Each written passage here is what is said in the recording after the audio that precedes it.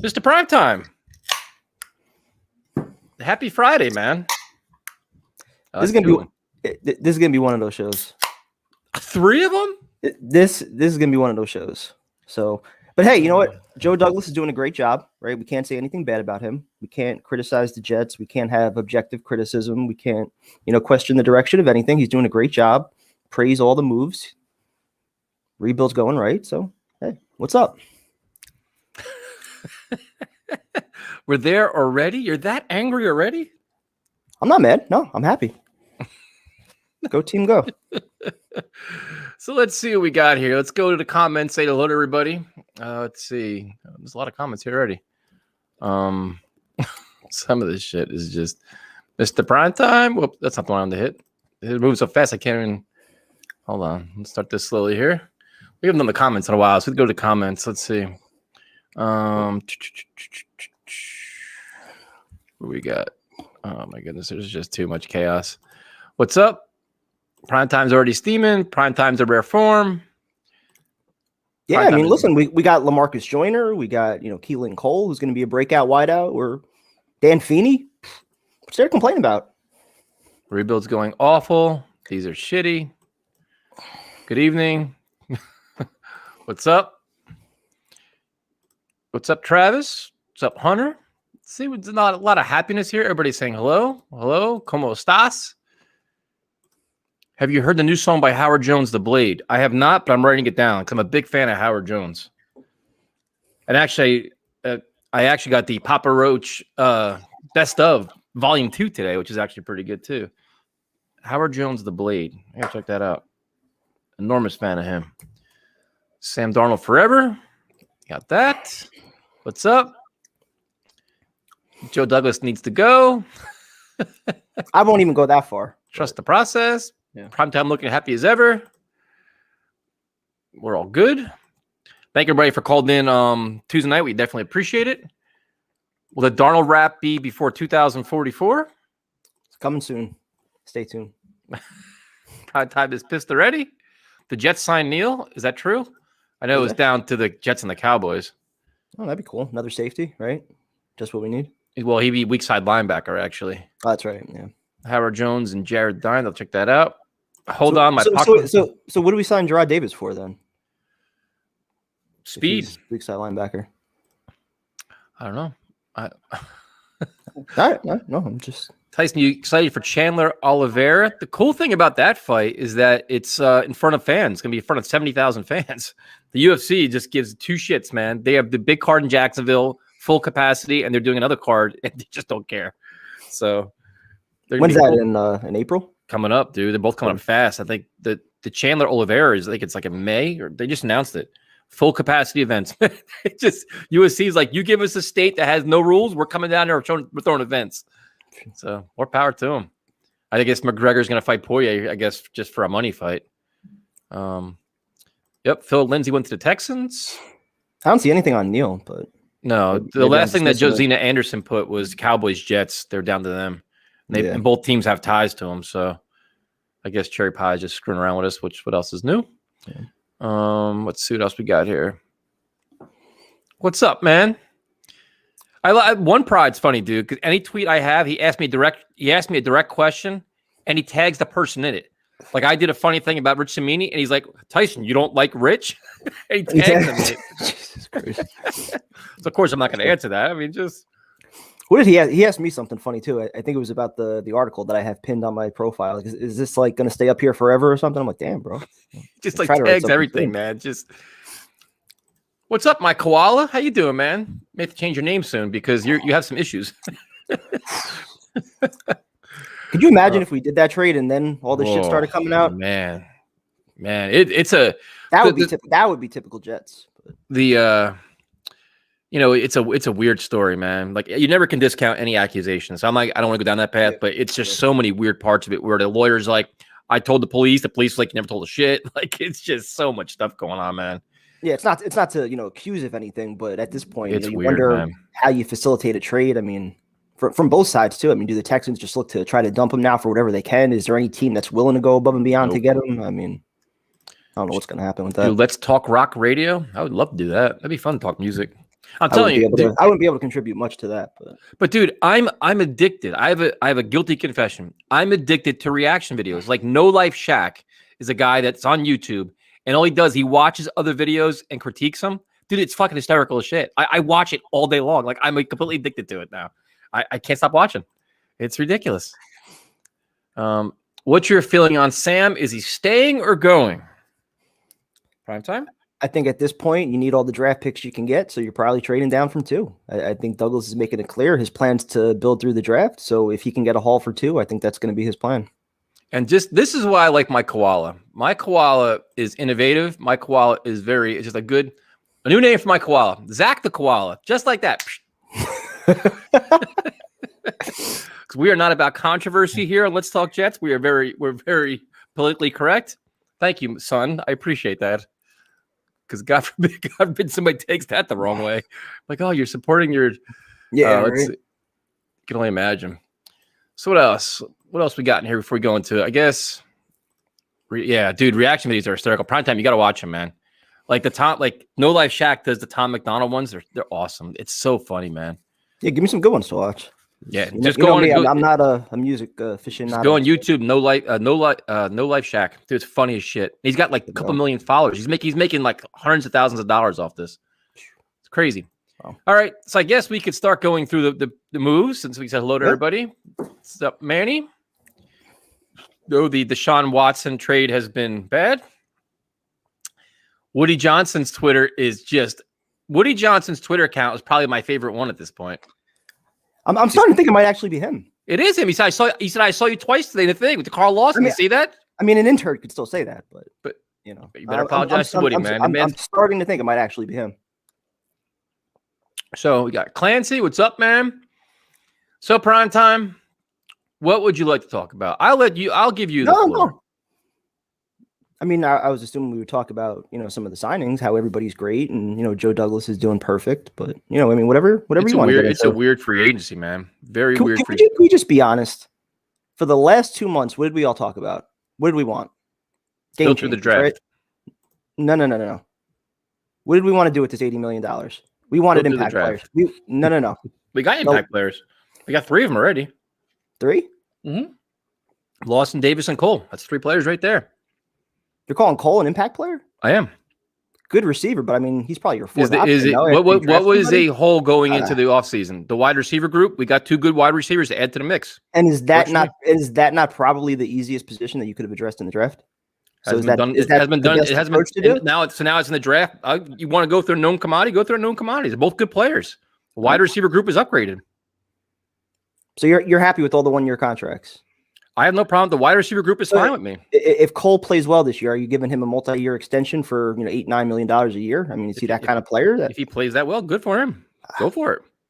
See, like everybody's saying that, you want to build through free agency. No, I wanted to do the exact opposite. I don't want to build through free agency. We're signing all these quantity players, right? All these 1-year contracts, $4.5-5 million. These guys are going to play. They're going to be on the field. Well, so Davis and Lawson aren't 4 and 5-year contracts. They're longer deals. Well, I'll get to those guys later. But for the 1-year contracts, I mean, $4.5-5.5 million. All these guys, they're going to be on the field for that kind of money, right? Right. So I would much rather have X number of draft picks on the field and then invest all that money into a premium player, especially along the offensive line. If it could have been done, a guy right next to Mekhi Becton. Doesn't that make more sense for chemistry purposes? I mean, to help your quarterback, to help your so who's that guy? Running back? Well, that's what I'm saying. Like, I'm not saying Tooney would have taken our offer, but that's why I'm upset with the approach. Why didn't they have the top dollar offer on the table for him to turn down? And then if he does turn it down, you can turn to Lindsley. You can turn to Gabe Jackson. You can turn to Kevin Zeitler. All those guys are gone now. So who are we getting? What plan are we on? And shouldn't the offensive line have been the priority? Wasn't that what we said for months? Offensive line is the priority, and we wanted game changers. And so even with Corey Davis and Lawson, I like both of these guys. They're young, high upside. They kind of both came into their own last year, but you're still betting on that upside. Carl Lawson, I compared him to Leo, not from a player perspective, but when Leo was here, what did we say about him, right? He wasn't a game changer. Very good player, drew double teams, had the quarterback hits, had all the hurries and shit like that, but he wasn't making the sacks. He wasn't making the strip sacks, the big plays. So if Carl Lawson does what he did in Cincinnati, are we going to be happy with that at $15 million per? Probably not. To lead the league in quarterback pressures? If he has 5.5 sacks, are we going to view that as a good signing? Is it all about the sack numbers or the quarterback pressures? We didn't say that about Leo. I'm just asking you a question. I'm just saying we never said that about Leo. So for $15 million, I think most fans will be disappointed if he's around 5, 6, 7 sacks, no matter how many hurries he has. All right. So what if he has 12? Are you happy then? 12 sacks? Yeah. Okay. That'd be a good signing. But I'm saying though, you're still paying for the upside and the potential of something that he hasn't done yet, and he does have some injury history. He's had an ACL. He's had a hamstring. So you don't like the loss in signings? No, that's not what I'm saying. I'm saying is he a game changer? He's a good player. He's a good player. Is he worth $15 million? I don't know. Same thing with Corey Davis. Very good player. Definitely a good number 2 wideout, I think. But is he a number 1? I don't think so. I mean, does he have that ceiling? Perhaps. Again, another guy that was coming into his own. Still, he's never had a 1,000-yard season. He's also had some injury concerns. So, I mean, is he a game changer? I don't think so. Same thing with Cole. Could you have not drafted somebody like him? 55 catches last year. I mean, he's a good wideout. He's got some good potential. But again, this draft is loaded in wideout. So I'm not thrilled with this approach. Even less so with all the 1-year signings. Pretty much all those guys are probably not coming back next year. Right? 1-year signings are all throughout the NFL, though. Everybody's doing 1-year signings. So all these players are going to take the 1 year because they all want the big money next year. Almost every contract is 1-year deals. That's what I'm saying, though. Aren't we building more through free agency then by having all these 1-year contracts playing this year? I mean, we don't have 35 draft picks. At some point, you got to sign players that fill the team. You got 5 picks in the first 3 rounds. All those guys should be playing a significant role. So why not invest? All that $20 million that you spread around on those 4 1-year contracts, invest it into a premium asset that's going to be a building block. Who's this premium asset that you covet so badly that we didn't get? Somebody on the offensive line. I just gave you 4 guys. Somebody who? But who is it? I just gave you 4 guys: Tooney, Lindsley, Gabe Jackson, or who's the other guy? I'm forgetting. Zeitler. So according to every analyst, you can get a quality guard going into the 3rd round of the draft. That's not good enough for you. If you go offensive lineman, that's on a rookie contract of 3 or 4 years. Do we not need 2? To draft 2 of them. You got plenty of draft picks. So you want 2 rookies starting. What? Work for DeBrickashaw and fucking Mangold. What's wrong with that approach? Even DeBrickashaw, his rookie year, he wasn't great his rookie year. So what? So now you need to have when you draft the guy, he's gonna be a Pro Bowl in his rookie year. So the offensive line is not a priority now. So wait, so now if you draft a guy in his rookie year and he's not a Pro Bowl or it's a problem, so now you're criticizing DeBrickashaw? No, I'm not. I'm not taking that. I'm not taking that chance on my rookie quarterback. That's what I'm saying.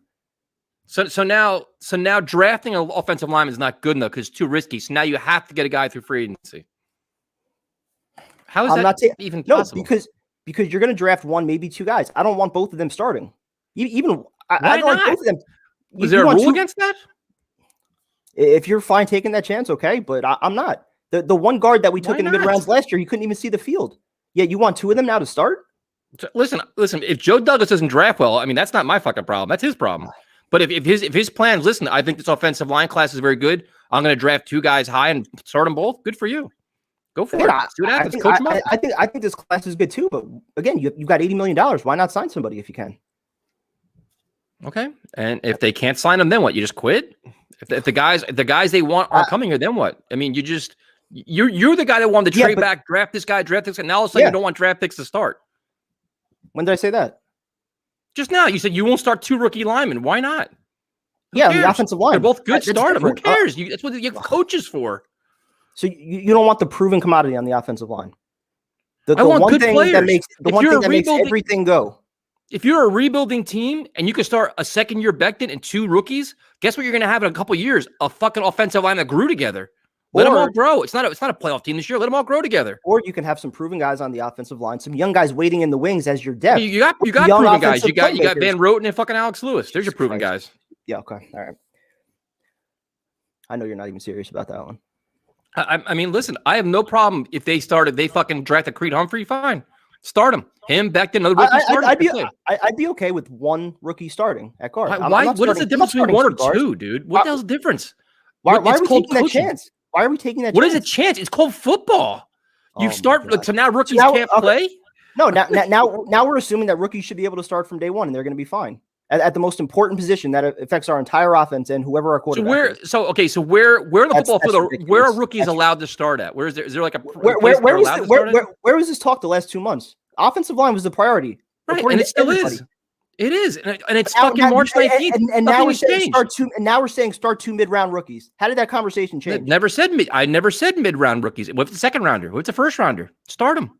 Cool. Okay. I don't really like everybody's so like the offensive line's a priority. We all know it, and it's fucking March 19th. To press the panic button now is just ridiculous. Like, I'm not like, dude, everybody knows your options are dwindling now. How are they dwindling? There's so much that's gonna happen between now and August. So much change. You have the draft, you have cuts, you have all kinds of stuff, trades, all kinds of stuff's gonna happen. All right. Trust in Joe Douglas. What else are you supposed to do? You're the same guy that wanted to trade back and get more picks. Now you don't trust it. Now you don't trust the guy to draft. I do trust him or you don't.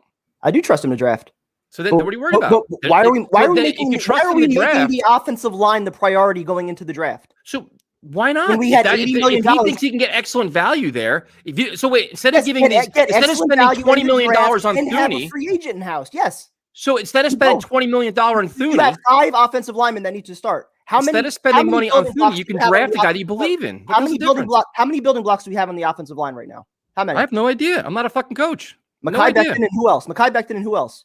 Who else are you confident is going to be here in 2 years? I have no idea. Exactly, and that's I don't even know what Cameron Clark is. Exactly, and that's the problem. So you need guys, and you need to draft guys. You need to do both. See, in theory, the problem was, according to everybody, including you, that Gase was a terrible coach, and none of these guys played well underneath him.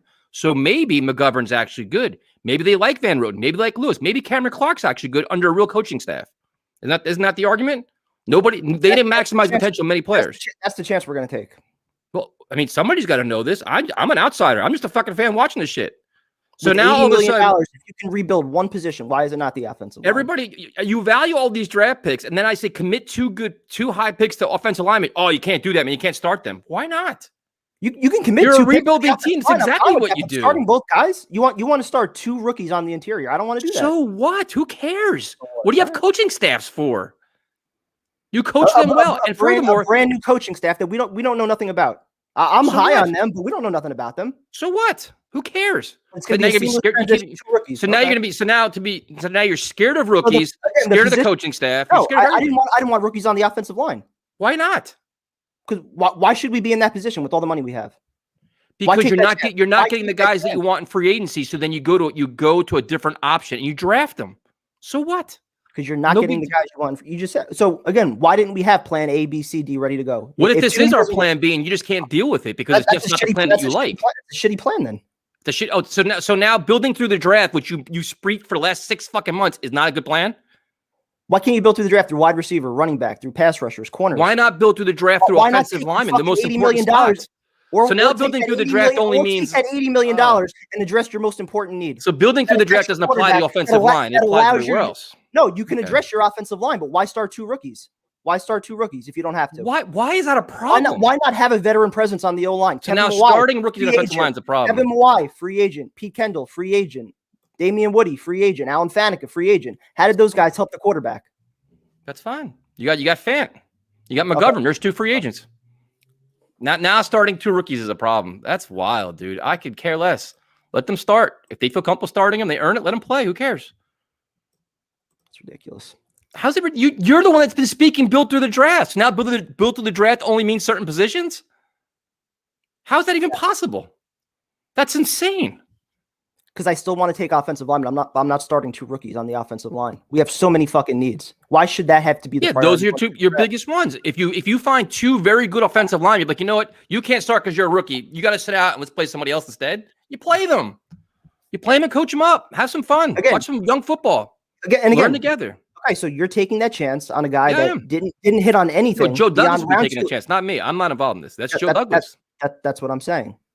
On a guy that didn't hit on anything. Isn't he an offensive line guy? Isn't that his background? All right, so you're confident that he's going to find 2 guys that are ready to start from day 1.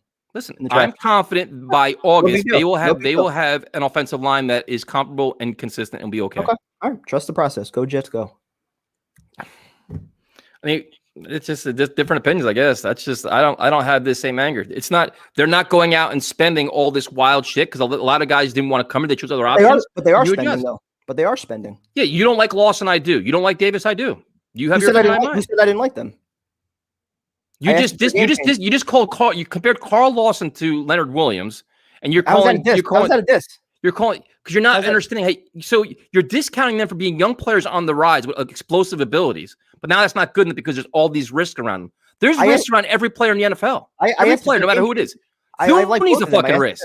Lindsey's a risk. I They're all asked risks. if they're game changers. I think Carl Lawson is a game changer, yes. Okay. And Corey Davis isn't being paid. He's not being paid to be a game changer. He's being paid to be a good. Put up the numbers that he did with Cincinnati. That's all I'm saying. But everything is can't and don't. What if he does? What if he's a dynamic pass presence, a pass rushing presence on the team that we haven't had in 20 years? Is that good enough for you? Might be, yeah. And I might be. Oh, so he could be. So while there's a chance that he can't be, there's a chance he could be a very good player too, right? So now is Corey Davis? Is Corey Davis? No, you're discounting everything. No, we can't question anything. That's what you're saying. You can question it, but it's not always doom and gloom. Who said doom and gloom? Okay, man. When did I say doom and gloom? No. Everything you don't get the benefit of the doubt for anything. It's always like, well, this shouldn't be this and this shouldn't be that. Okay, dude, look at the pot. At some point, you can just be a fan, try to be happy, and try to embrace certain things, and not just be fucking like the same old Jet fan that hates everything. I mean, it's just damn. It's fucking March. Because this looks like more of the same to me. How is it more than the same? They haven't had a guy like fucking Carl Lawson on his team in years. But you think Jordan Jenkins is this guy? No, he's fucking 10 times the player Jordan Jenkins is. No, I think he's a much better player than Jordan Jenkins. Then what are you worried about? Is it your fucking money? Like, what are you so worried about? Money. You're talking about building the team. You're focused on we got $15 million a year. Who fucking cares? He's a pass rusher. Because that's money to build your team. A big need coming to the offseason. Pass rusher. They signed one. Is he worth $15 million? Yes, he is. Because you know why? Because he came to a team that's rebuilding and they need a pass rusher. He's worth it. Okay. You take the chance. Okay. That's it. Okay. God. Yep. This is crazy, man. I don't have this anger at all, man. Not at all. No, trust everything. I don't trust anything, dude. It's fucking March. The funny thing is, we spent all last season listening to how fucking great McGovern is, how great Alex Lewis is, how great Greg Van Roten is. Everybody blew them up and down. They all didn't play well. And we're hearing the same thing right now. Right? This year they actually not hearing the same thing right now about Keelan Cole and LaMarcus Joyner. No, this year they actually signed big. They actually signed prominent players. Now we're shitting on them too. So basically, the moral of the story is we're never going to be happy because no matter what it is, we're always going to find a fault in it.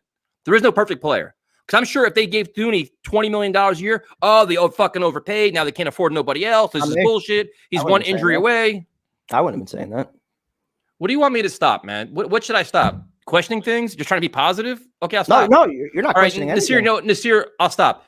Joe Douglas fucking sucks. Carl Lawson's overrated. Corey Davis is not a good receiver. Everybody sucks. Joe Douglas should be fired. Start over. And you know what? Salah hasn't coached the game yet. Let's fire him too.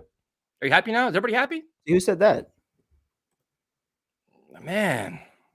So you just take it to the extreme with it. I don't take it to the extreme. Why is it wrong? Why is it wrong to have objective criticisms about what we're doing? You could have your objective criticism, but you haven't said one positive thing yet in the show. It's fucking been a half hour. Yeah, but not one positive thing. Everyone's like, well, they got Lawson, but they got this, but you got this, but, and they didn't do this, they didn't do this, and they didn't do this.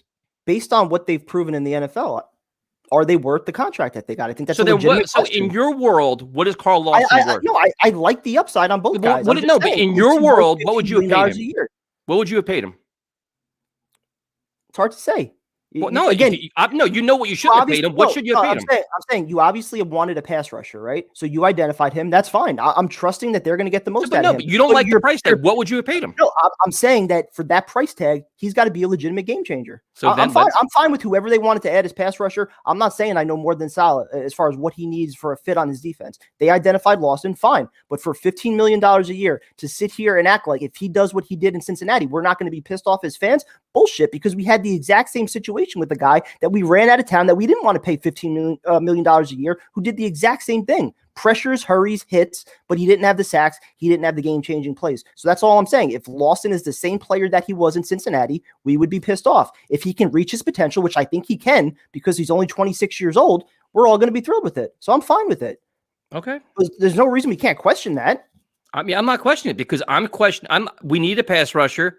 This staff, led by a defensive coach, is a very prominent coach, well-respected coach, put his name on this guy. I trust it. Who the fuck am I? I'm not going to question Salah at this point. The guy's a very competent defensive coach. If he said, this is my guy for my defense, let's go. I'm going to be like, you know what? That's the wrong guy. I'm just pointing out the obvious that if he's not a double-digit sack guy, are we not going to be pissed off? Dude, I have no idea. What if he gets 8 sacks and has fucking 50 pressures? That works for me. I don't think so. But I mean, unless he's actually making game-changing plays for that price, that's what you're expecting, I think. And to this point in his career, I don't think he's done that. He's a very good player. I know what all the numbers say. He's burst off the line of scrimmage. I get all of that, but you're still paying for potential with him, and that's fine. I'm cool with that. But to act like he's a legitimate game changer right now, I don't know that we know that about him. Okay, so now what's your expectation for Corey Davis then? It's similar with him. I think he's a legitimate number 2, which is fine for what you're paying him. I think it's a little bit different what you're paying him. He's getting what, $7 million in year 1. Average is like a little over $10 million. So for that price tag, I don't think you need him to be a number 1. So it's a little bit different. So yeah, as long as he's a good contributor, a solid number 2, 70 catches, 1,000 yards, 8 to 10 touchdowns, something like that, I think we'll be happy with him. But again, is he a legitimate game changer that changes your offense? Is he being paid to be a game changer? He's not getting Amari Cooper $20 million a year money. No. But do you still need that game changer on your offense? Probably.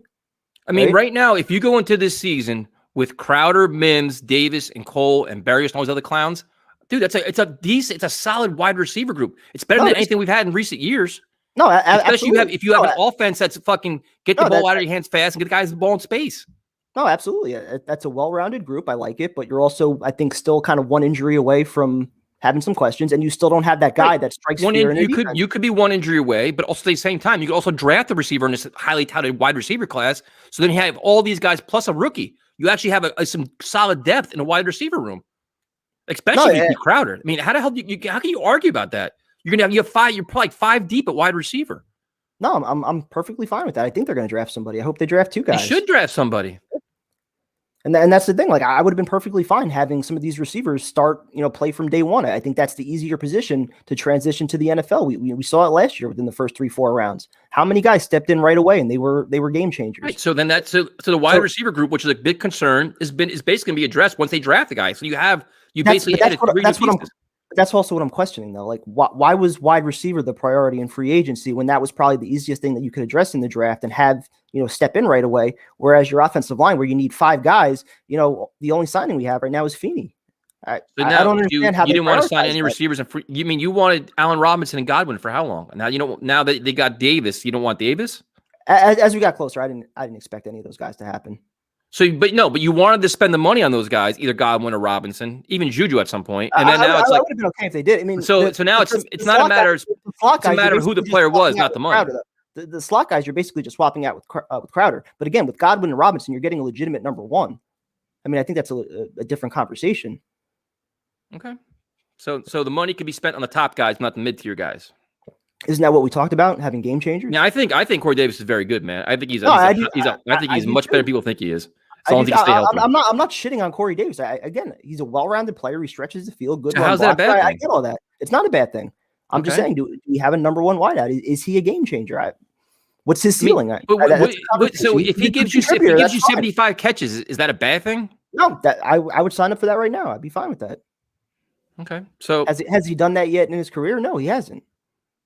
So he also had A.J. Brown last year, and there was a fucking run heavy. I mean, you don't know. There's so many different things that can go into it. I don't know. So is that going to benefit him or hurt him though? Not having A.J. Brown. They could future. I've never seen a Mike LaFleur offense. So that's what I'm saying. That's what I'm saying though. There's a lot of questions here. So like, there's a lot of people that are throwing parades for Joe Douglas, thinking that he hit all these home runs. I've never thrown a parade for Joe Douglas. I've actually roasted him all last offseason for all the shit he did. But yet, for whatever reason, this year nobody could say a word about anything. No, we could say it, but it's fucking March. We didn't get through the draft yet. How long are we going to wait? Through the draft. Like, why don't you see what we draft first? See, okay, listen, did he execute a full plan here? We're 4 days in the free agency. Now it's doom and gloom. What the fuck's he doing? Didn't we spend months talking about how we didn't spend that $30 million? Well, there's no excuse this offseason. You got all that money. You better bring in talent. Didn't we not spend months taking calls about that? Was there one call that talked about Joyner, Keelan Cole, Gerard Davis, Dan Feeney, any of these guys? No, but we did take calls about Carl Lawson, and we actually got him.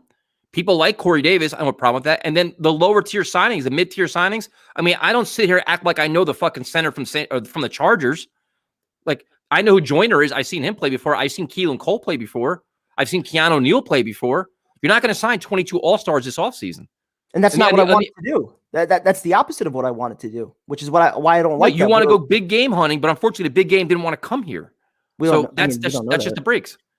They didn't put an offer to make them turn it down. So Thuney wanted to go to the Chiefs, but he got blown away by an offer. That's just the way it happens. Yeah, but the Jets bowed out early, did they not?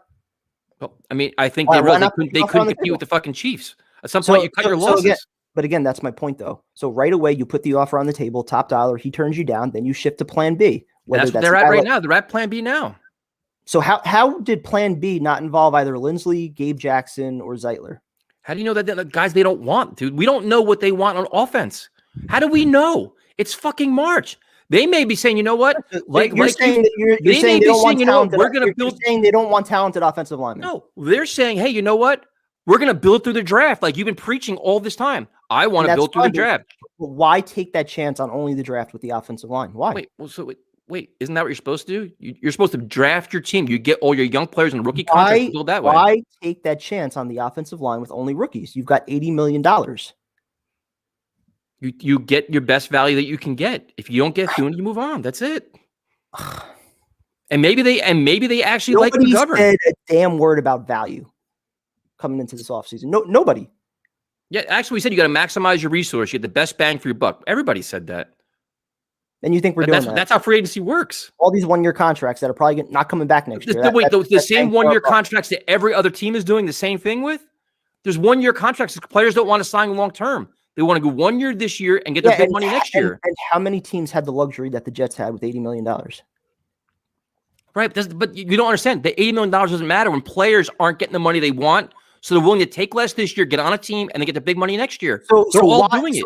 So genius idea. Why not the Jets with $80 million? Give some of those players the money that they want. So now you want them to overspend it. You want them to set the market for certain players? No, just for the offensive line, which I've said repeatedly. Right. Just for the offensive line. So give me priority. Right. I just gave you 4 guys.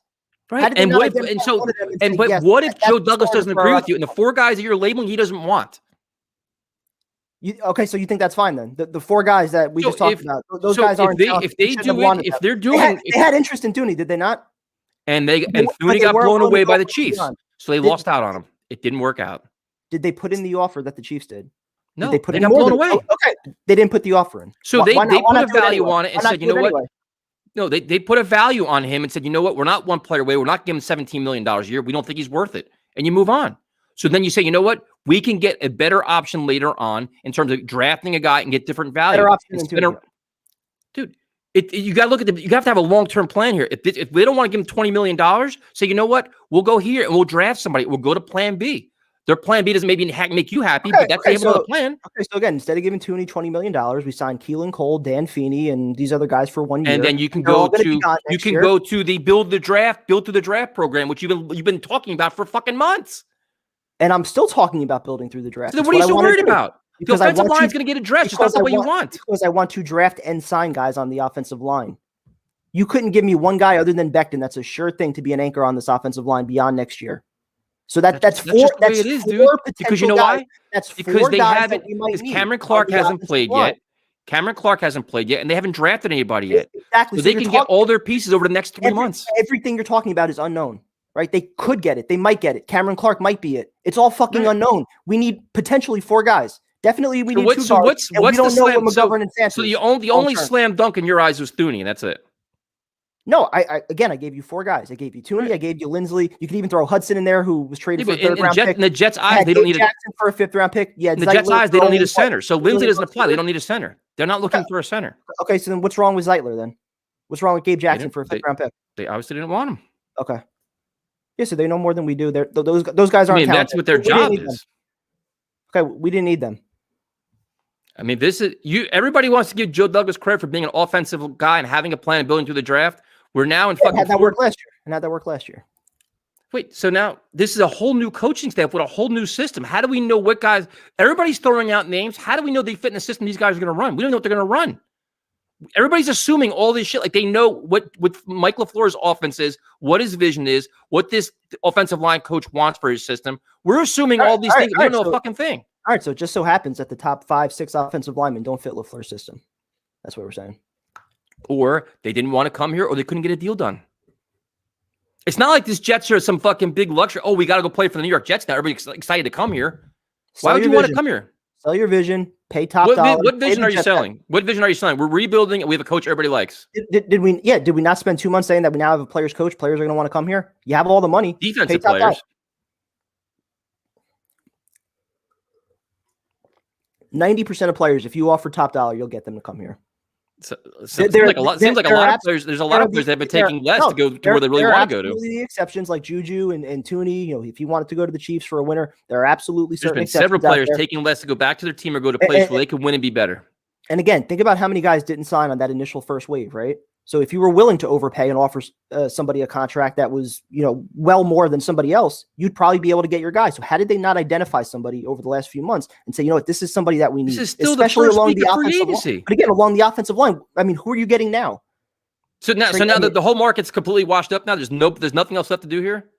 Or we're 5 days in. Who are you getting now? No, I'm just asking you. I mean, I don't sit here and study every offensive lineman, but you're telling me now, March 19th, that we're done at offensive line. Pack it up. Wait till the draft. There's nothing else left to do. Everything is washed up. We're done. I mean, you're saying we're going to start 2 rookies, so why not? If they draft 2 rookies in the first 3 rounds and want to start them, God bless them. That's awesome. Go for it. Then you have 2 rookies and Becton, 3 young guys to grow with. And you're actually building through the draft. That'd be a novel idea. And we're assuming those guys are going to be great from day one. So whether it's Sam, whether it's a rookie quarterback, I'm sorry, I'm not taking that chance. Okay. And so now offensive linemen that are rookies, we can't start them because there's too much risk. No. What you do, you draft 2 guys, you know, between rounds 2 and rounds 3, and those 2 guys compete for 1 spot at guard, and you have another veteran in place at the other spot. Why? If you have 2 rookies that can play, why are you scared to play them? You play them and you coach them up. Like it's not a crime though. Like that's a perfect scenario. I don't understand when you have $80 million why you would want to take that chance. If it doesn't work out, do you just quit and give up? You explore every option. There's still other guys out there. Like, oh man, it's crazy. Where's the real Tyson I know? The real Tyson I know. Listen, man, I'm not this fucking negative fan that's gonna sit here and say doom and gloom. Everything sucks. Fuck this. Act like I know every offensive lineman from like all across the NFL. I'm like, oh, this guy's a perfect fit because PFF told me so. It's not me. So these offensive linemen aren't talented, is what you're saying? No. Listen, man. There's a process here. I will look at the team after the draft is complete and say, okay, where do we start in early March and where are we at now in fucking early May? And where are the gaping holes and where did Joe Douglas fuck it up? To offer up all these scolding hot takes in the middle of March to me is just a waste of breath. It's just crazy. It's a long ass process. Where's the scolding hot take though? All I'm saying is that the offensive line should have been the priority. You should have had at least 1 or 2 targets ready to go that you were willing to overpay for and do anything it takes to get here. So how do you not have somebody by now when a lot of the top targets are gone? So if that was priority number 1, how did you not get anybody? Then he failed. So because people didn't want to come here, you couldn't get deals done they wanted to get, and now he failed, or you adjust and you fucking. How do we know? How do we know they didn't want to come here? Zeitler wouldn't have came here if you gave him top dollar. I have no idea. I mean, I'd rather play for the Ravens than the Jets, but that's just me. So he signed with the Ravens 3 years, $22 million. If you give him 3 years, $26 million, $27 million, he's not coming here. I have no idea. I'd pay him $9 million per year. Okay, Joe Douglas doesn't want to do that. So he obviously has a vision and a plan for how he wants to handle the offensive line. If it's through the draft, good for him. And even more so, if you solve the offensive line in free agency, now you can focus the draft on getting those young receivers, on getting some pass rushers and some corners. There's some decent corners in this draft. You know, we keep talking about the interior offensive line. I still want to take some guys there, but I just don't want to start them right away. Have at least 1 anchor in place. You had the luxury of $80 million. How did you not come away? You have the 2 positions, center and left tackle, on your team. You have Becton and McGovern. So if you start 2 guards, the guards will be starting by, and then you have Fant. You'd have 2 guards. I don't know how we're looking at McGovern and Fant and saying that they're long-term answers. They're not the long-term answers, but if you're going to start 2 rookies this year between 3 veterans, they're fine. You got veterans around them. They're surrounded by veterans they're experienced guys that can guide them and help them. No, how's that a bad thing? I'm not taking that chance. Again, you draft 2 rookies and they're both extremely talented. Fine, that's a great luxury to have. You find a way to make it work. You have great depth in the meantime. That'd be a great luxury to have. But I'm sorry, I'm not taking that chance. We have Becton and then a lot of question marks as far as long-term pieces on that O-line. If you could have signed 1 and then still drafted 2 guys, to me, that's the approach. But what do I know? The hell's that sound? Fire alarm upstairs. You hear that? Starting unproven rookie is a bad idea, but starting a proven loser. Yeah, I'm glad we don't have a proven loser at quarterback, so it's good. Can you please stop arguing and post our comments so we can argue with each other, please? Of course. Everybody argue. Now, let's see. I just saw another comment pop up on there about Becton being a question mark too, which is kind of right. I mean, with all the injuries he had, I mean, how many injuries did he have his rookie year? 4 or 5? And then you figure you have an off-season and an NFL conditioning program. They have a full preseason. They actually have preseason games. I'm sure he'd be in much better shape. And they hired a whole new conditioning team too. So the overall conditioning of this team should be better. And you know what would really help him? Having a great left guard right next to him. Just like DeBrickashaw when he got Faneca. I mean, but again. And you know what can happen? Yeah, you know what can happen though? Between now and August, he could actually have that. You never know how it's going to happen. There's so many different ways you can do it. Because they don't play this Sunday. So they'll be okay. Trust the process. Build through the draft. The blood pressure monitor just went off.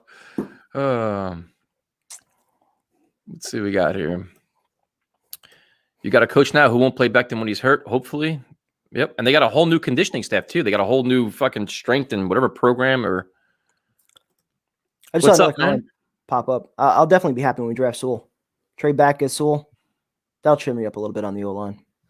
What, Jose? What's that guy's name? Worth the fight? Is he on here tonight? Probably not. I think you scared him away. Let's see. Me and Cassandra actually became friends. She agreed with my take on Douglas. Well, that's good. Was a surprise. Yeah. I agree with Tyson. We shouldn't spend $18 million on a guard. I would have in a heartbeat. So much fire in this argument. The alarm went off. That might have been what it was. I didn't even think about that. Let's see. What else we got here?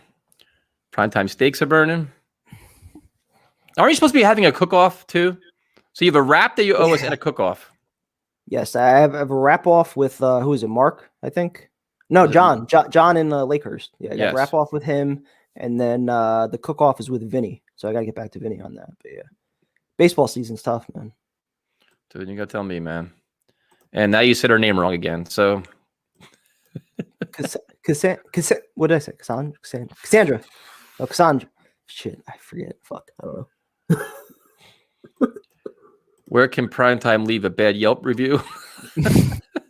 Jesus. Oh, my goodness. What else we got in here? I don't understand why everybody thinks I want to build the team through free agency. I wanted to sign a premier offensive lineman when we had the luxury of having $80 million. I don't get what's so hard to understand about that. How did we miss a super chat? Did you see it? I didn't see it. I thought you got all of them. I thought I did too. Are we doing this shit again? Because I'm too tired to fucking trace this down. Here's one. Keith Donald, trade back, draft Sewell. Yep. Good line. But you can only draft Sewell. You can't draft another rookie, though, because you can't start. You can only start one at a time. So that would be the one allowance. I mean, a top 10 pick. I mean, we just had Becton pick 11 or whatever it was. I mean, top 10 pick. So if you can't have two rookies starting, though, so it'd be Sewell and that's it. You got to find another guy to start. But you're talking about two guys probably in what, rounds 2 and rounds 3? I mean, you said you can't start two rookies. If Sewell's one, what's the other one can't play? What do you tell me every year about the draft? You're a good draft. You're lucky to get what, like 2 to 3 premier starters? All right, so you're banking on both of those guys being our offensive linemen in rounds 2 and rounds 3. If you take Sewell in the first round and an offensive lineman in the second round, you can't start? All right, that's fine. I'll sign up for that. Just ask him. No, I'll sign up for Sewell. That'll make me forget the offensive line issues. Give me Sewell. It was a $5 one. Don't miss it. Sorry, man. We'll refund you. Send us your PayPal. I'll refund the $5. Well, actually, it's like $3.75. They take out money, so it's like Or just type it again. We'll post it. Yeah. I thought Primetime was gonna be a chill one. Yeah, I've been the chill one for the last 2 weeks. He's fucking like a madman over there. I don't know what happened to you. This isn't the Tyson that I know. I am done with the Watson trade idea. You have to be at this point because I need to come around. No, the court proceedings with that and the accusations and this media mess and the legal mess. I don't know any team that's going to trade from at this point. It's going to drag out now because that's going to be a court thing. So that's going to be a mess. And you're right. Imagine the Jets traded from already and this happened. Jesus Christ. I could imagine that because that would have been the only thing I worry is like this shit happens out and like it becomes a disaster. And the Patriots like, we'll fucking trade for him because we don't care. That'd be something that would happen. Imagine they get him for a bargain too. Yep, absolutely. That's what I worry about. Oh, here he is. He's typing it again. I'm actually very happy with Jody and the staff. Davis had 1,000 yards last year. Lawson with Sal would be great. Cole, another weapon. I'm on your side. I don't think Corey Davis had 1,000. I think he had like 90. Didn't he have like, yeah. It was like 9 something. I can look it up. Not 1,000. I mean, I have 2 friends that are Titan fans. They loved him. They said he's very good. And then the Tyler Croft guy they signed today, I talked to 2 Bills fans about him. They said he's got pretty good hands. They kept playing Lee Smith over him, and the Bills fans were pissed about it. They say he's a pretty good player. I feel like he's pretty much like the new Ryan Griffin. But can actually catch. Yeah, no, could be. But they said he's got good hands, man. Let me be clear, though. I like Corey Davis. I think he's a very good receiver, solid number 2. He's got some upside. But again, I'm asking, what kind of game changer is he? Like, does he completely change your offense? Probably not. If he gives him 75, catches, 1,000 yards, and that's fine. He frees up Mims. That's fine, and that's needed. But I still think they need somebody else. In addition to, again, a tight end, probably opposite Herndon, another running back, and all the offensive line help. So they still need a lot. Not wasting a top pick on a right tackle who won't want to be here because he wants to play left tackle and make LT money. Have you not seen the stuff with Baltimore's right tackle? Okay. Fair point. What if Becton became your right tackle? I mean, that could be too. I'm just throwing that out there because he was dominant in the run game, struggled a little bit more in the pass protection. So I don't know if that would make sense. Let's see. Mims could be your number 1 receiver. Oops, that's the wrong one. Hit the wrong button. Hold on. There's this one. Mims could be your number 1. I'm not planning on that. No, I'm not ruling it out either, but I mean, you look at some of the other receivers and the way they played last year. So do we cover everybody? We talked about Lawson. We talked about Davis. Marcus Joyner looks like he's playing safety where he wants to play. Oh, how about Justin Hardy, dude? Can we agree that his fucking I like him. Dude, that press conference he made, he's obviously a great special teams player. Supposedly the Jets want to play him on defense too. They see things that they want to see him on the field on defense. Dude, his interview was phenomenal. Like he's an easy guy to root for there. Yeah, so if you're looking for some positivity, that's one thing I'll say. I like that signing. I like his heart. I like his character, and it seems like all their guys for the most part, good character guys. So I'll give them that. That's their hopefully getting their play like a Jet kind of guy. Who was the other one? The Feeney guy. I have no idea, man. I saw his center numbers are horrendous. He rated one of the worst centers in football, so I'm not. So he's obviously a depth guy, I guess. I mean, if that's the case, you should have brought Elflein back, but I don't know. I was surprised they didn't bring Elflein back. I was surprised too. This whole free agency thing doesn't make any sense to me. Like, I don't understand what most teams are doing. Most teams, I don't understand half the shit they're doing. Like, I don't understand how Jamal Williams only got that to go to Detroit Lions. Marlon Mack, 1 year, $2 million. Like what Anthony Harris got like shit money 1 year, to go $5 million. Yeah. Like the money is it's just weird. That's another thing. How are we paying Marcus May $10.5 million, and you got Anthony Harris at $5 million? Dude, that's what I'm saying. You're paying Keelan Cole $5.5. Higgins got signed for 2.3. It doesn't make any sense, man. Like like you look at the moves and like even like Lindsey. Well, I think he got decent money, but like you look at the moves and the player that we thought what they're going to get, and it's not even close. It's just weird. Even Juju got what $8 million. And I know he turned down more, but again, like this is all the more reason I'm upset. Like all these guys coming in at affordable prices. How did you not throw a few extra dollars at some of these guys and say, "Hey, weird fucking time, man." It's a weird free agency. I don't understand a lot of it. I just don't know what the players doing, where they're going. Strange. Yep, that's Keanu Neal's going down tonight. I guess he's deciding soon. So he's got ties to both teams. He's got ties to Dan Quinn. He's got ties to our defensive coordinator. So it's supposed to be weak side linebacker. I was gonna say he's never played linebacker before, though, right? He was a Pro Bowl safety, but he's never been linebacker. Yep. Let's see. Where is that one that we just got here? Yeah, Philip Lindsay, fucking Pro Bowl running back. I mean, I don't even know what the Texans are doing. They got 3 running backs now. They got fucking Mark Ingram too. They got him. Like, I don't know what they're doing. Jordan Jenkins they're gonna run the option. Yeah, Rudolph to the Giants. Don't understand that at all because he's completely on the decline. I didn't even see the Rudolph, or at least that he got. He's completely. I'm a Notre Dame guy. He's completely on the decline, dude. He's on the wrong side of his career. Surprised he got that much. It's just weird. Like the value I think on certain players is just not there right now. I don't. It's so strange. What else we got here? The fucking chat is just crazy, man. The Russell Wilson thing, I don't think the Jets are involved in that. I know that I think people are trying to keep bringing him up to just kind of boost leverage. Like, the Bears are a team that wants him the most but they tried to offer 3 draft picks and 2 guys they're going to cut. The Seahawks are like, we ain't stupid, man. Like, we know what you guys are trying to do. What do you think the Jets would be willing to offer for that? Russell Wilson? Yeah. I don't know, man. I mean, I wouldn't give him the same. I wouldn't give him the same package I'd give for Deshaun Watson. I can tell you that much. Same thing. Yeah, 32. I mean, how many more years does he have? Especially the way he plays, man. How reckless he is and runs around and gets the shit beat out of him. Yep. Like how many years? Like what? 3 years he has left in him? Like 3 or 4 good years, like top level years. Probably. I mean, right as our rebuild is starting to end, that's how we finally get an offensive line. Yeah, Terrell Basham to the Cowboys. I thought he was a pretty good player, man. Yep. That's definitely a surprise there. Chris Carson to the Seahawks. Yeah, like I don't understand. Like I don't understand the whole running back market, man. What's up, Johnny? Like even what Kenyon Drake, the money he got. Like I don't understand. It's a very, very strange year. Yeah, especially Jamal Williams, also the 2 years. Yeah, Justin Simmons, man. Woof. No, you can't. You cannot give that money to Marcus May. You can't.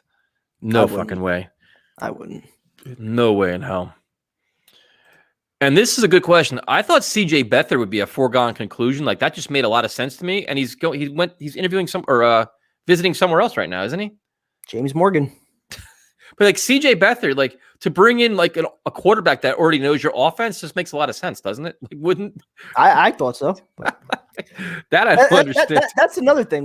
Where are all these guys that supposedly Kerry Hyder and everyone wanted to come play for Coach Sala, right? From the Niners. Yeah, I mean, the corner, where the safety, Richard Sherman, the young safety, Hyder, Solomon Thomas. Where are they? It's weird, man. Kendrick Bourne. Seahawks fan love the show. Carson got voidable years, so it's yeah. No, I saw it. It's just a weird how it's all working, man. It's very weird how this is all playing out. Seahawks they're in an interesting time with them, man. They got a lot of shit going on. Yeah, he's talking to the Jaguars. I mean, the Jets. You need a backup quarterback. I just assumed. To be honest, you got Flacco. You got Flacco also, right? Talking to the Niners, yeah. I think. To me, I just thought Beathard was going to be like, it just made a lot of sense. Like, all right, some things you kind of assume, like, all right, new staff, you bring in some of your guys, you bring in a quarterback from your system, you can help teach it. What the fuck do I know? Apparently, I don't know anything. So, not one player yet from the Niners. Fitzpatrick to Washington. I mean, whatever, dude. And you got Andy Dalton with the Bears. Yeah. I mean, the Bears, dude. I don't know what they even know what they're doing at this point. I don't think either of those guys are going to start. I just don't know what their plan is yet. I'm sure. Well, Washington's a win now team, man. They're probably going to try to make a run with him. They're a playoff team. They'll probably start him. Yeah, I think so. Because they got Tyler Heineke, and who's the other young quarterback they have down there? I don't even know. They got rid of Haskins. They'll let Fitz go down and try to make a run, try to win some football games. Josh Rosen's with the 49ers, isn't he? Where is he? Niners are the Bucks. Leonard Williams got paid, man. He played like a Pro Bowl lineman. That's a fucking enormous contract. That's like $21 million per. Yeah, that's a little bit out of my price range for him, but we didn't want to pay him $14-15 million. Shit. But they were in a tough spot because once you franchise them, you're stuck. You got to get them a deal done. Yep. I get why Primetime was upset. Sometimes you overpay in free agency, and the O-line is okay to do that, in my opinion, especially if you're going to start a rookie. Bingo. And you have Becton on his rookie contract for the next 5 years. Why not pay at least one of your guys? Yeah, done it in the past. Faneca, Mawai. I like this guy, man. Dory Jackson going to the Giants, visiting the Giants. There's like 3 or 4 good corners that are still out there right now. I don't give a fuck about the cornerback market. Why not? So now you don't want corners? You don't want a free agent corner? Again, did we not talk for 2 months about saying fuck the defense, give me offense? You don't want Richard Sherman then? What do we have on offense right now? Corey Davis and Dan Feeney. No, and Keelan Cole and Tyler Kroft. Oh, okay. You don't like the wide receiver group right now? The wide receiver group is significantly upgraded from last year. Keelan Cole and Tyler Kroft. We're coming, baby. And Corey Davis. Jets have arrived. Corey Davis, Keelan Cole, Mims, and Crowder is much better than last year, dude. I mean, what do you expect? And he drafted the guy. I like the trio. I think Keelan Cole's a nice, fourth wide out. But again, like receiver would have been the one position I would have been fine with going into. So you don't want Kyle Fuller? I wanted offensive lineman. So now, since you didn't get your offensive line, you're not going to spend on any corners. Oh, so now we want to spend on free agents. I'm just saying. Now we want to sign every other position but the offensive line. You could do both. You could sign offensive line and corner if you want. So there's a good corner out there. You're not gonna buy the corner because you're just pissed off because the offensive line is not being built up. Yep. Because then you can also draft offensive linemen. I see this thing about the Jets uniforms. I can give a fuck, man. Just play good football. I can give a shit what they wear at this point. Just win football games. They can wear fucking clown suits for all I care. No, that's like a movement on Twitter. They got to change the uniforms again. They could, dude. If they go 15, they could wear clown outfits. I don't give a shit. Just win 15 games. That's the least of my concerns. It does seem like these uniforms are cursed, but the whole fucking franchise is cursed. Let's see. Oh boy, here. What's up, Jack? Oh, let's see. We got here. Keanu Neal. I mean, that's still another chance. We'll see what happens. Yeah, build that defense. Why Tyson is so negative? Me? How the fuck am I negative? I agree with you. Well, the first 45 minutes, I've been happy as shit trying to fucking calm down Mr. fucking Doom and Gloom. I agree. How am I negative? Quit your negativity. What the fuck? You got to trust the process. Take a deep breath. Joe Douglas knows what he's doing. He's bringing in the right guy. Up to me. It's March 19th. A lot changes between now and September. Mm-hmm. How the fuck am I the one?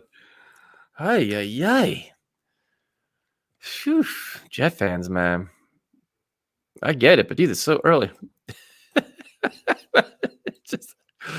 It's all right, man. I have a bunch of haters right now. My Twitter account's full of fucking guys attacking me every day now. It's the joy of doing this channel, I guess.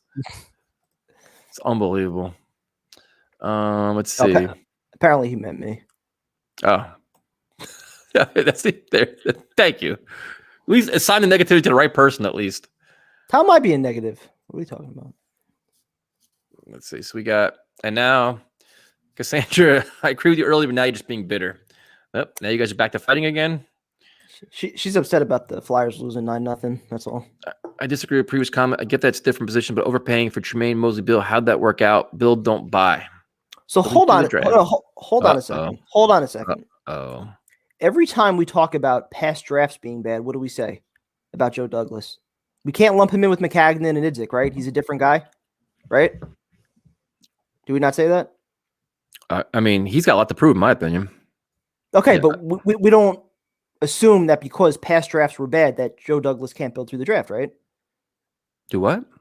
We don't assume that because past drafts were bad that Joe Douglas can't build through the draft, right? I hope that he can build through the draft. He hasn't proven anything in my eyes yet. Okay. He's got a lot to prove.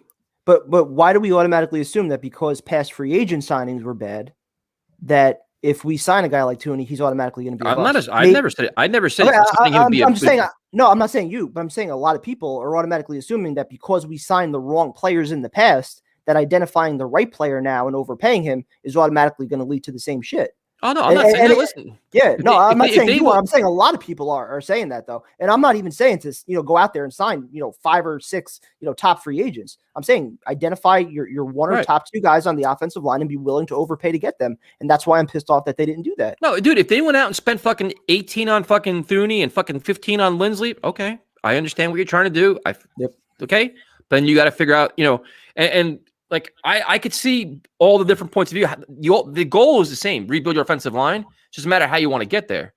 Tyson acting like veteran O-line won't be cut due to cap or younger talent gotten in draft. Meanwhile, Pat's panicking, throwing money at everything. You know why the Patriots are throwing money at everything? Because they haven't fucking drafted well. And what the Patriots are doing, the only reason why they're getting credit for this is because it's Belichick. That's the only reason. If any other team was doing this, it'd be like, you can't buy a championship. This is a terrible approach. All this other shit. When teams do this, when teams do what they're doing, it usually doesn't work, dude. It just doesn't. And I don't want that approach. I don't want us to sign a ton of free agents. I just wanted us to have 1 or 2 premium targets in mind, especially on the offensive line that we were willing to overpay for. And it seems like, Joe Douglas is just not willing to go outside the box to do that. I agree with that. Poor attitude. I agree with that. My piss poor attitude. Completely. I'm sitting next to the fucking Lord of Darkness over here, but I'm the problem now. Get the names right, man. God damn. I'm sorry, Jose. He's making us all drink right now. Oh, man. No, everything's fine then, I'm not saying everything is fine. It's a work in progress, man. It's early. Question nothing. No, you could question all you want, but you're questioning things that we don't have the full answer for. The full answer would be once the draft is over. That's your full answer. The old Tyson I knew would be disappointed in you. I'm not disappointed. I have a big picture. Oh, Carl Lawson just left you, man. What? He's boycotting you till you lose. Oh, you're gonna be fucking disappointed, Carl. This is prime time now. Everything is doom and gloom. Reignite the fire. I don't know what happened here. Let's see. There we go again. Over the last 8 years, the top two teams who spent the most money for agency are the Jets and Jaguars. Those teams also have the worst record during that time. So again, to my last point, maybe that just means they identified and signed the wrong players. I mean, is that not possible? Did the Bucs not sign who last year in free agency? Pierre-Paul, Sue, Brady. I mean, it's about identifying the right guys and signing them. And when you have $80 million, you're in a position where you can afford to overpay for somebody. And if we were going to do that at one position, why not do it on the offensive line where you're either going to have a rookie quarterback or Sam, who's been getting his fucking brains beat in over the last 3 years. I mean, why not get at least one guy on there in addition to drafting a couple guys? What if Lawson and Davis were his premium targets? Those were the big guys he wanted. All right. They better be good then. I mean, Lawson better be your premier pass rusher, your double-digit sack guy, and Corey Davis better reach his potential, and they both better be on the field for 16 games, which, they haven't really done in their rookie contracts. Kyle Fuller's a good player. Top 3 cornerback. Primetime doesn't want him. I mean, Primetime doesn't want to pay for a corner. I'd pay for a corner because we don't have any. Now, I mean, with the market the way it is, you might as well take who's out there. I love this, Tyson. This is the post-Gase era Tyson. Join us Primetime. It's only March. First year rebuilding. Yeah. No, let's take our time. 2 years from 2 years. That's fine. They're building the O-line through the draft. They want a young O-line to build and grow with their young quarterback, either Sam or one they drafted. I agree. Why not have young playmakers that are in a better position to succeed with, a proven offensive line? But if you're starting 2 rookies with three, other guys, it's fine. Like, I don't understand what the problem is. But again, you're assuming that those 2 rookies are going to be great from day one. Not great. They'd be good, and they learn a lot. They learn on the job. Even that though, that's not an assumption I'm willing to make on 2 rookies. Okay. Unless you're taking both of them in the first round, and even that's still a question mark. Unless you're taking both guys in the first round, I'm not willing to do that. Even who is it? Andrew Thomas last year with the Giants. I mean, he struggled for like the entire first half of the season. He was a top 5 pick. Yep. So there's no guarantee. You learn on the job. And you're willing to put that kind of trust in your rookie quarterback to have rookies learning on the job on the offensive line. Like, that's what you want to do? I don't understand what Rose is saying here. Tyson, you intimidated by my ass. Whoa, that sounds sexual. Yeah, I'm not really. I feel like I got to call. I ain't gonna say it. I'm not gonna say that. Tyson, can I call in and roast you if Sam is? You can do whatever you want, Jack. You'll probably lose the argument, man. Your history of calling in and trying to debate me doesn't end well for you. And what we could do is we could do it on your channel to try to help your cause a little bit. That would be interesting. Yep. Nothing is guaranteed. Everything is a risk in the NFL. No, that's true. That is very true. Where did let's see. How else do we build a team primetime? Spend another $100 million on free agents? That's how many times do I have to say it? Is that what I'm saying to do? Spend $100 million on free agents? I'm done with the primetime gloom. I'm going to go watch the Snyder Cut. Now we're losing viewers because of you. Good. It's just how many different ways do I have to say it? I don't want to spend $100 million in free agency. I don't want to sign 7-8 guys. I wanted to sign the premier offensive lineman. That was it. I trusted our ability to draft wide receivers in free agency or running backs or tight ends. Offense should still have been the priority, though. We're signing all these one-year contracts, especially guys on defense. Why? Half these guys are going to be gone. Is LaMarcus Joyner a building block at age 30? Probably not. Keelan Cole, he's a 4th wideout, maybe a 3rd. Could you not draft somebody like him? Yes, you can. Is Dan Feeney going to be playing for you? Probably not. You want to have him as depth? Okay, fine. Like, even Gerard Davis, you gave him 5.5. Jayon Brown signed for less than 5.5. He's more proven. Like, some of these contracts just don't make sense to me. I'm not going to sugarcoat it. Yeah, I didn't want Chris Carson. I'll say I didn't. I didn't want to pay top dollar for a running back like him, but a guy like Jamal Williams or Marlon Mack, I'm surprised they haven't added somebody like that yet. Let's see here. What else we got going on here? This chat is nuts, man. We haven't done this in a while. Let's see. Adoree Jackson's a decent player. I like him. I don't even know if we're going to get Sherman. I don't think we are. I think he's going to go to a win now team. Yep. I think he'd rather end his career playing for a winner than going to a rebuild. All right, Rutgers. I don't see some of those older linemen you mentioned as building blocks when they be older and decline by the time we're expected to win. All right. What, Zeitler? I mean, Tooney's what, 28 years old? Didn't Trent Williams just sign a 6-year extension at age 32? That fuck contract's ridiculous, dude. Yeah, They'll regret that one. Yeah. Like, that's good for like 2 years, and you'll be like, oh, what the fuck did we do? Dude, that's just... This is so weird because this has come full circle. Tyson is a good Jets fan who could see a future, unlike Kevin, who wants to be the same old Jets. About like 6 months ago, everybody was saying this the opposite about us. You were the good fan, I was the bad fan. The same old Jets threw ridiculous amounts of dollars at bad players. That's not what I want to do. I want to throw top dollar at some of the best offensive linemen that were out there. We need 5 offensive line or 4 offensive line if you want to take Becton out of the equation. We know we're starting either a rookie at quarterback or Sam Darnold, who's had no protection over the last 3 years. That's got to be your top priority. So to have all these talented pieces come off the board already, and we haven't made a move there other than Feeney, I don't know how that's not disappointing to more people. We can sugarcoat it all we want with Lawson and Davis. Those are fine moves. Again, you're getting young guys with upside, but to have not addressed the offensive line right now is ridiculous. Hey, Romeo, do you know where Josh Adams went to school? Let me start this shit.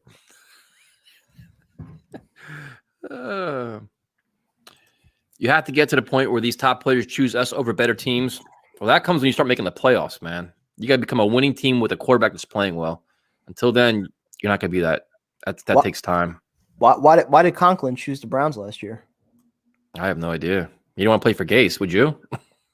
Or they offered him $16 million a year. I don't know. Let's see what's Rutgers got to say here. I was in for Thuney, but some of the others, I don't know if it was really worth it. I'd rather go for younger guys than some of those guys. Why not do both? Okay, fair enough. Oh, now she feels bad for you. Now maybe you guys can make amends now. I know she agrees with me. She might not want to say it. It might be tough to admit, but I know she agrees with me.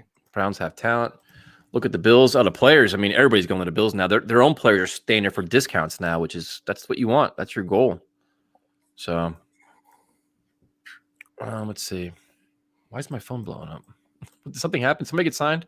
Oh no, I don't know. I got like fucking 30 messages just now. I'm scared to look. I don't know what the hell happened. Let's see.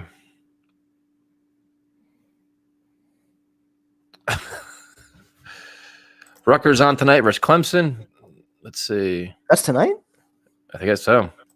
This is like the deepest O-line draft in a really long time. You can find value everywhere in this draft. They're saying that the draft is at least 3 rounds deep for guards. So. And that's fine. I hope they get 2 of them. But why start them?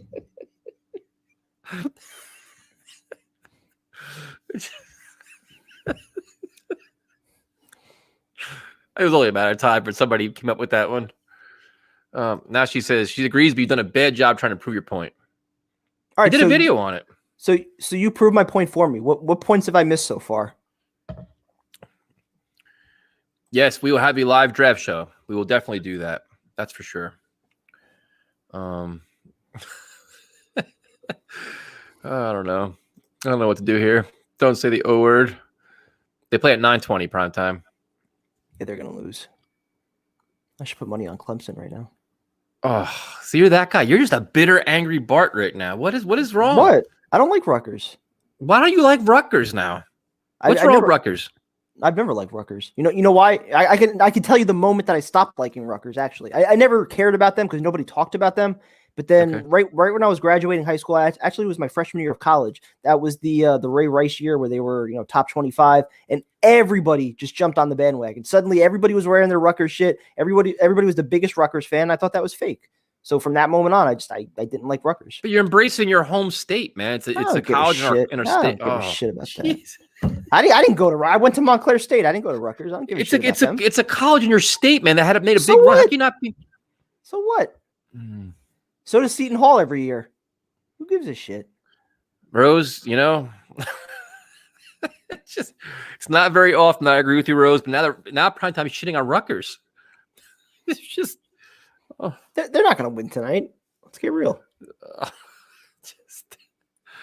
You think they're beating Clemson? You think they're beating Clemson? So what's your reason for not wanting a rookie lineman to start? Here we go again. I just said, once again, 5th time. I would be okay with one rookie starting. You draft 2 of them early on within the first 3 rounds. You have 5 picks there. You take 2 guys. You have them compete at guard. That'd be fine. But why not have at least one anchor, one veteran starting at guard? Why expect 2 rookies to start? That's what I don't want. I expect us to draft multiple offensive linemen. I don't want multiple offensive linemen starting, though. I don't want to depend on that. All right. Mangold and Brick started. Both first-round picks. Again, yes, first-round picks. Yeah, I don't think they're using pick 2 and pick 23 on offensive linemen. All right, prime time. If 2 rookie linemen are going to start, then why not? If they're good enough, I mean, but again, why are we expecting that going into the draft? Why do we need to hit on 2 guards to be able to start going into the draft? So why have all these picks if you're not going to try to get value for them? You got 2 first-round picks. Maximize them. Why have all this money and not maximize it? So wait, the same person that said trade down from 2 to get all these picks. So you trade down from 2 to 8, you get all these picks. You don't want 2 first-round offensive linemen if you can get them, and then your offensive line is rebuilt that way. You don't want that? I've been saying it from the beginning. All right, I'm fine taking multiple offensive linemen. Probably not in the first round though. I'd be fine with 1 in the first round. I didn't want 2 in the first round. So one in the first round, 1 in the second round. They both start, right? I wouldn't want them both to start. I wouldn't want to depend on that. At least. Rebuilt. Again, I would have taken the approach of free agency offensive linemen in addition to multiple picks, a round 2 and a round 3 pick. And then you could focus your first round picks on getting that number 1 wide receiver, maybe a shutdown corner, maybe another pass rusher. I would have focused my draft on those needs instead of the offensive line. But knowing what you know now, that what you would have done, now we don't have a choice. Now that we don't have a choice, yeah. Or it could be a better option. You're going to get 2 rookie linemen. You could actually have a true rebuild with 2 rookie linemen and Becton. 3/5 of your line is all young players that are growing together. How's that a bad thing? And then if you get Cameron Clark come out of witness protection, that's 4. And again, I'm not saying it's a bad thing, but why should we depend on that with whoever our quarterback is this year? Why take that chance? It's called rebuilding. You're supposed to build through the draft. Isn't that building through the draft? Yeah. You're starting three offensive linemen that are young. How many positions are on the field? How many positions are on the field? How many needs do we have? So isn't your biggest need offensive line? If you can get 3 studs on your offensive line that are when young. You have $80 million, why not solve at least one of them? Like I said, other than Becton, we don't know if we have any solidified pieces beyond next year on this offensive line. McGovern's money's not guaranteed. Fant's money's not guaranteed. If they have a bad year, they can be cut. We don't know that we have anything other than Becton. Right, we hope Cameron Clark works out. Why are they keeping Fant? Why are they keeping Van Roten? Why are they keeping Lewis? Why are they keeping McGovern? If you don't like them, they're not good. Why are they staying here? Well, they might be the best option. They might be the best option for right now. And McGovern, you take a dead money hit. You don't get anything from cutting him. But you can get money from Fant Lewis. You can get Fant Lewis and Van Roten. Collect money, all 3 of them. And again, who are you replacing with Fant? Is there a better tackle out there right now? So he's probably the best option right now. That's what I'm saying. If that's the case, if they're not good players, why are they? You actually save money and spend it somewhere else.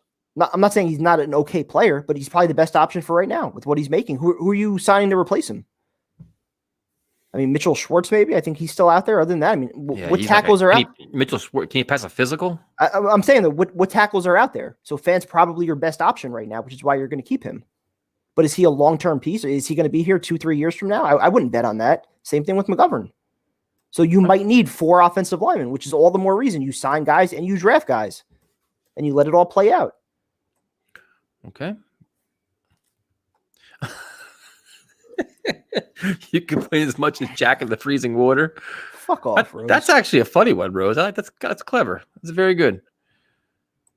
Now, if you're watching Carton Roberts right now, we'll be talking about fucking like calzones and pizza and sushi and fucking skinny jeans and everything else. Everything but sports. So I started to like them actually lately. Yeah, I listen to music now. I don't even listen to that shit anymore. Let's see here. Wait, when is this pro day? Next week?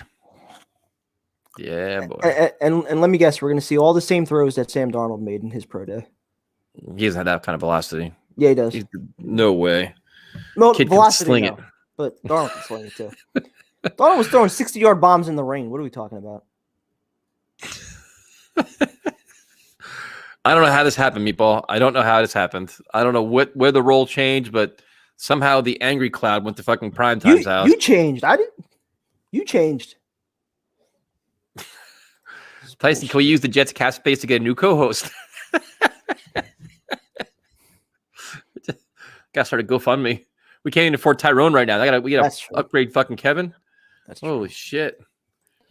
Oh my goodness. Let's see what else we got here. I gotta see what the fuck's going on my phone. Did something happen in UFC or something? Why am I getting so many messages? Nothing happened. Holy shit. Nothing? So, nope. I mean, not a surprise there, but this is about training. Let's see. Hold on. What do you want to raise for? Wait, that's what the no. This is he wants a raise. I'm not sure for what. Yeah, well, I wanted to talk about this one. I'm not talking about now. What I'm saying is that an offensive lineman benefits you now and in the future. And again, whether it's you're drafting a quarterback at 2 or you're bringing back Sam after what's happened the last 3 years, why not have the best wall possible in front of him? So again, it's not about now and building the entire team through free agency. It's about taking advantage of the fact that you rolled over $30 million from last year that you didn't spend, and now you have a luxury of $80 million in cap space in a year where the cap went down, and there's plenty of free agents out there, and you still haven't added any help on the offensive line yet. That's what it's about. Yet. So who are we getting then? Yet. We will find out. The season doesn't start on Sunday, man. There's plenty of time. This was a disgrace. And they put her back on the scale, too. Dude, she fainted, dude. Yeah, they put her back on after she fainted. She fainted again. Jesus Christ. Who the fuck does that? And they talk about fighter safety? Like, the minute she fainted the first time, you take her off the stage and you're done. That's it. You didn't make weight. Unfortunately, shit happens. You're done. Fucking insane, man. That just terrible. Was that for tomorrow's fight card? Yeah. Yep. Terrible, man. I hate seeing shit like that. There's nothing healthy or smart about that. And that's not a UFC problem. That's her team's problem. That's the coaching staff, her team, or trainers. It's not a UFC problem. Some really ridiculous takes on that too. So what else we got? This chat, man. Yeah. Do you see Justin Fields running a 4.2, 4.3? Yeah. Great. Impressive. It's actually a pretty good card tomorrow. I think it was Brunson and Holland. Yeah. With a lot of big, you see, they got Dillashaw, Sandhagen coming up. You got Garbrandt, Font coming up. So many big cards coming up, man. I'm excited for Ngannou and Miocic. Another good one. Let's see, we got do a few more. Who blew out Primetime's birthday candles? I really don't understand how anybody's happy with like what we've seen so far at this point. Nobody, dude. We're not doing cartwheels, but I'm concerned. I've seen a lot of people doing cartwwheels that we had. I'm not doing cartwheels. I like the Lawson move. I like Cole. I like Davis. The offensive line needs work. I'd like a corner. I definitely like a corner. But there's still a lot of opportunities out there. Like I'm not panicking yet. But that's like, why are we trying to address what you just said right there is the approach we didn't want to have, like trying to address everything in one offseason. I didn't want to do that. I wanted this to be a long-term rebuild. I wanted this to be a build through the draft. What do you think he's doing? But with $80 million, why not solve the one thing that affects your quarterback, your young running backs, if you draft one, your young receivers, if you had another one? Like you're helping your young quarterback by adding 2 receivers. And why not make sure he has a wall in front of him as well? Ground and pound, play action fake, which is something that's big in LaFleur's offense. Why not guarantee that we're going to have that? Especially when you're making your offense simpler. Why depend on that in the draft, though? If you take guys in the draft and they work out great, you're in a position of strength. Right. You could trade guys, you have depth, whatever. That's fine. But why depend on 2 guys starting in the mid rounds in the draft? Okay. I don't know. Let's see. Who's another good one here? Hold on. Shit. This chat is so fucking fast, man. God damn. Oh, the one about Jack talking about Darnold being a top 10 quarterback? I mean, we just know Jack's delusional at this point. There's no sense really, Jack knows. Yeah, dude, what does Jack know? Come on, man. Shit. Had I finished 3 of these things already? Shit. You didn't go to the bathroom yet. It's been an hour and 20 minutes. What the hell happened? So I'm staying. I don't know. We turned into The View. Is that good or bad? They get a lot of viewers. I mean, that's a good thing then. I don't think that's a good thing. Why does it look like they've been arguing all stream? Snoopy, what's up, man? We have been. Snoopy fucking goes at me on my videos. Every time I make a video, he never agrees with me ever. I turned Snoopy into a fan. I think Snoopy used to come at me. He comes at me now. Everything, everyone he writes. It's like, God damn. Yeah, I know. It's actually an hour and 20 minutes. I guess. Yeah. What do you think about Chandler getting a title match after one fight? I had no problem with it because Dustin Poirier should get the title, but he wants to fight McGregor. He's going for the payday. That's the biggest money fight he can get, and he's going for it. That's who's Chandler fight? Oliveira for the title. Okay. Poirier wants to fight McGregor for the trilogy fight because they're gonna go to some big stadiums, sell it out, make all kinds of money. I don't blame him, dude. Get that big payday. Fuck it. It's to me, he's a champion now, in my opinion. He's the best one in there is. So I don't think Chandler can hang with Oliveira though. Prime time. Now you're back to. Wait, what? You're supporting Jack? I'm supporting Jack and his faith in Sam more than anything. Here's one. I agree with not starting 2 4th and 5th round picks in the O-line, but 2 of Slater, Sewell, Humphrey, Tucker, Wyatt, Davis, blue chip guys. All those guys are probably first round picks though. So again, are you allocating pick 2 and pick 23 to offensive line? I saw some things where Humphrey's going to be in the 2nd, 3rd round. He's not going to the 1st round. But I'm not a draft guy, so I have no idea. Yeah, I'm surprised. That's Poirier's going for the money, man. And I don't blame him. He's got a couple of fights left, big fights left. Go for it. That might be the first thing Adam Gase predicted, right? Does the Joyner signing mean Salah not big on Ashton Davis? It's a good question. Good question. Very good question. Ashton Davis got a lot to prove, man. And is Matthias Farley still on the team, or did they cut him? I thought he was a free agent. Is he? Because they don't have a lot of safeties, man. So, and Ashton Davis, A's got to stay healthy, and B's got to play much better. So having some security back there in depth's not a problem. That's probably not a bad thing. Not a bad thing, but surprising. Joyner's actually his ratings for safety are pretty good as a corner. They weren't very good at all. Last year he was a slot corner. He was shit, but I just didn't think safety would be a priority, especially after tagging May. Yep. Let's see. 3 safety sets are a thing in the NFL. I see that. Yep. Yeah, you just saw Rutgers the Rangers blow it. Nice. Let's see. We need depth everywhere. I'm kind of behind on streaming, but so far I agree with Tyson. Prime time needs to calm down. There weren't enough quality guards available to go after. Unfortunately, Joe did a pretty good job so far. I agree. Not enough. I gave you 4 guys. Take your pick. Any one of those 4 I would have been happy with. No, it's bad.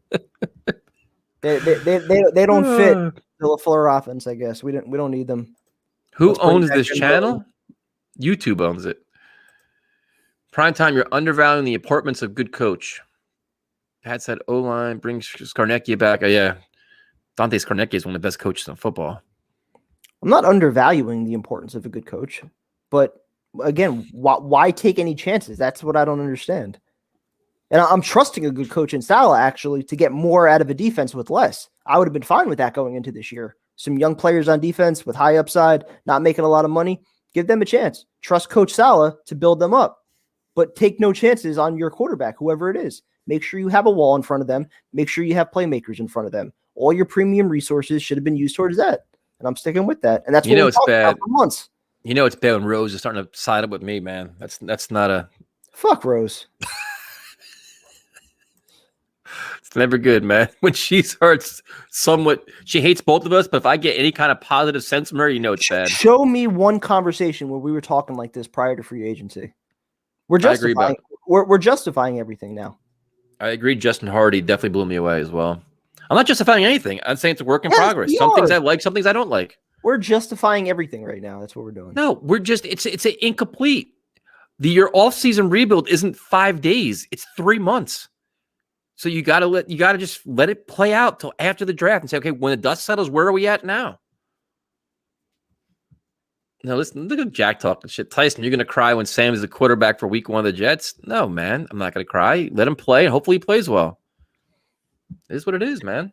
They're definitely trading back. Let's see here. I would like to see your reaction, Jack. If the Jets traded Darnold, what you probably do? You probably cancel your channel. How you come away with only one of the worst graded centers when your O line is weak is disappointing for sure. Bingo. Yeah, he's not. What tells his name? Feeney. Dan Feeney. Dan Feeney with the weird stash. Seriously, and the mullet. Joe Douglas overplayed his hand with Darnold. He's trying to Jamal a team, but the problem is Darnold isn't talented enough to pull that. I think there's still a market for Sam. I think they probably still want more than they're going to get, and that's probably the problem. I actually agree with that. I think that's why they haven't traded him yet. I think Douglas is probably aiming for a little bit more than what Darnold's worth, which is fine. I think he should have that approach because I think he's also going to want to weigh whatever offers he can get for pick 2. Yep. So I think that's like people are kind of more down on that. I think it's still that will heat up probably the end of April. I think it's just a quiet time now with that kind of shit. Yep.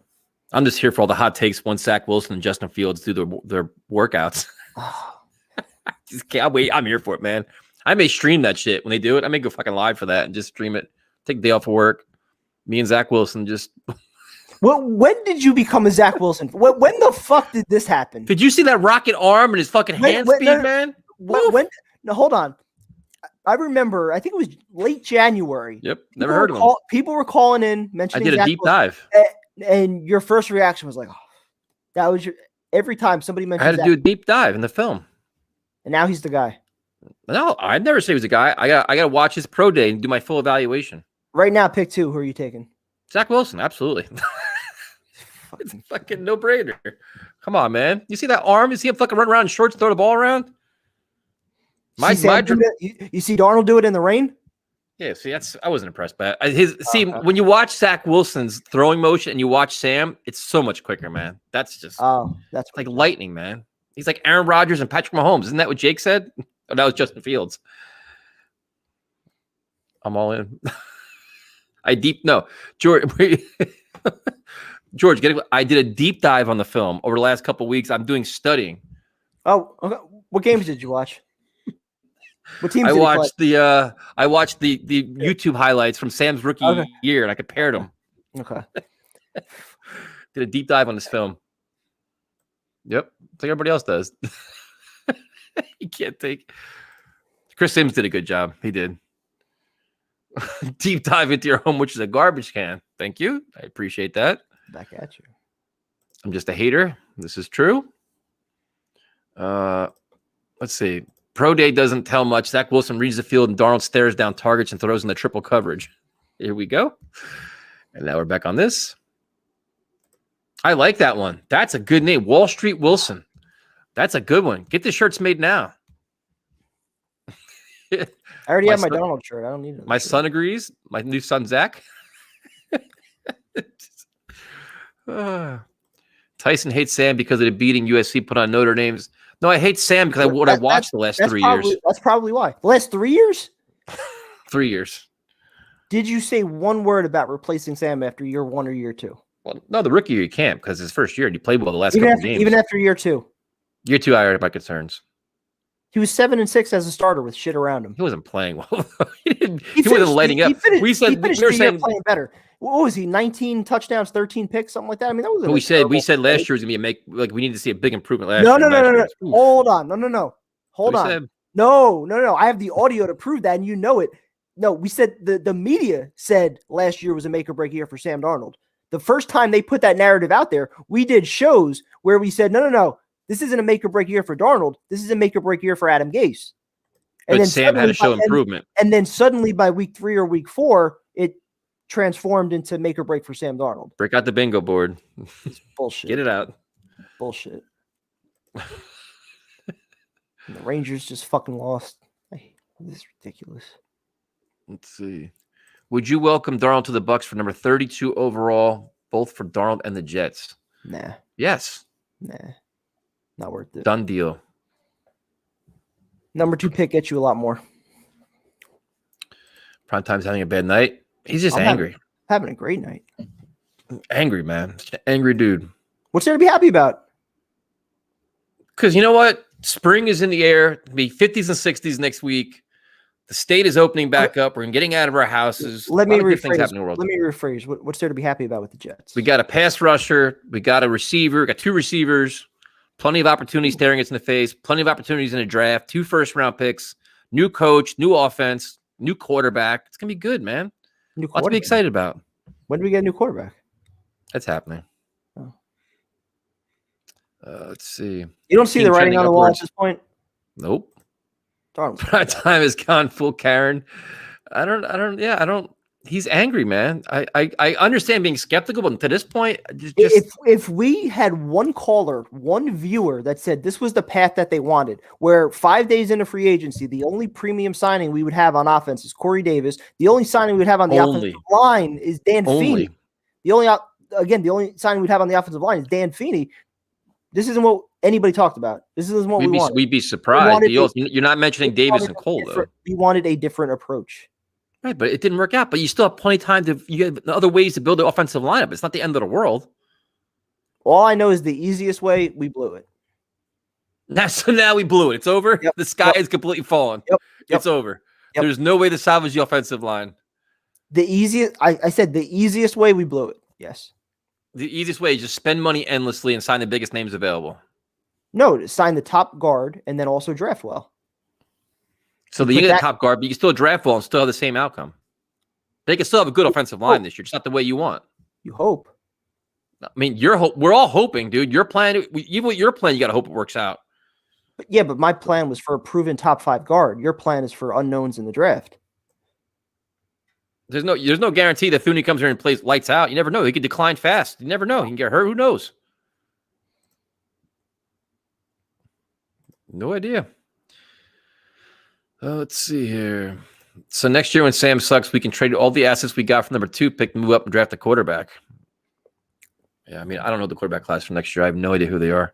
Other than Howell, I don't know much about him. So yeah, I have no shit.